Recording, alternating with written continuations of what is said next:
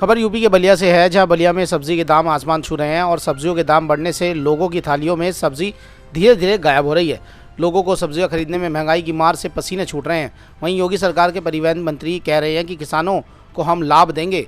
हमारी सरकार में देश के बड़े बड़े उद्योगपति लाभ लेते हैं तो किसानों को हम क्यों नहीं लाभ देंगे। शायद बढ़े हुए दामों के बाद मंत्री का ऐसा बयान ये कहा जा सकता है कि उनकी रिसर्च थोड़ी सी कम रह गई। सिर्फ बयान देने से किसानों को लाभ नहीं मिलेगा। सब्जियां जो है वो काफ़ी महंगी हो चुकी है और टमाटर और यहाँ तक कि किसानों को भी लाभ लेने देंगे।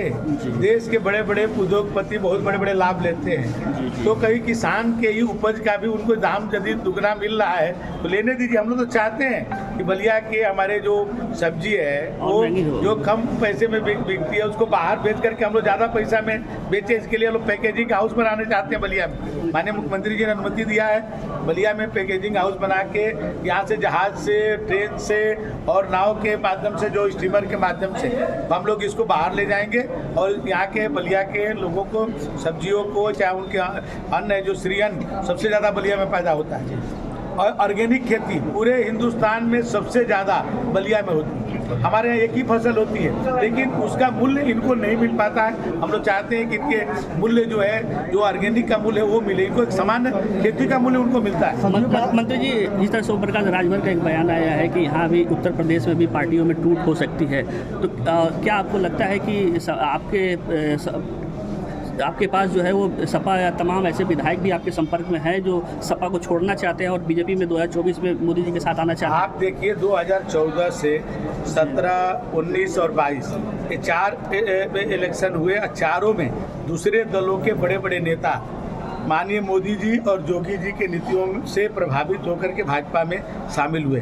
बहुत सारे लोगों की अभी पाइपलाइन में है और जिस दिन राष्ट्रीय नेतृत्व तय करेगा उस दिन आप देखेंगे कि सभी पार्टियां टूट जाएंगी। मंत्री जी, एक चीज़ और है कि यूसीसी जिस तरह से सरकार लागू करने जा रही है, क्या लगता है कि यूसीसी जो है वो एक तरफ से हिंदू राष्ट्र की तरफ बढ़ता एक कदम सरकार का माना जाए क्या? देखिए, हिंदुस्तान में रहने वाला सब हिंदू है।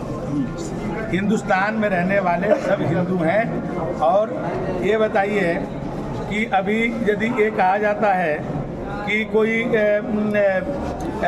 हम लोग बलिया में हैं, बलियाटिक हम लोग कहते हैं, लोग की बलिया वाले हैं बलियाटिक हैं, तो क्या उसमें एक व्यक्ति के लिए कहते हैं कि सभी लोगों के लिए कहते हैं? जो बलिया में निवास करता है उसको सबके लिए कहते हैं। तो हिंदुस्तान भी उसी तरह से हिंदुस्तान में रहने वाला सभी जो है हिंदू हैं। वो तो हम लोग आपस में वो आप बताइए, कोई फिलिस्तीनी है, कोई पाकिस्तानी है, कोई अमेरिकन है, तो वो उस पर प्रश्न चिन्ह नहीं लगता है, लेकिन कोई हिंदुस्तानी है तो इस पर प्रश्न चिन्ह लगता है। तो फिर ये तो केवल जो वो लोग कहते हैं जो राजनीति किसी जाति विशेष, मजहब विशेष पर जो राजनीति करते हैं। हमारे मोदी जी ने कभी कहा क्या? हमारे मोदी जी कहते हैं 130 करोड़ हिंदुस्तानी यदि एक कदम चलेंगे तो भारत एक कदम आगे बढ़ जाएगी।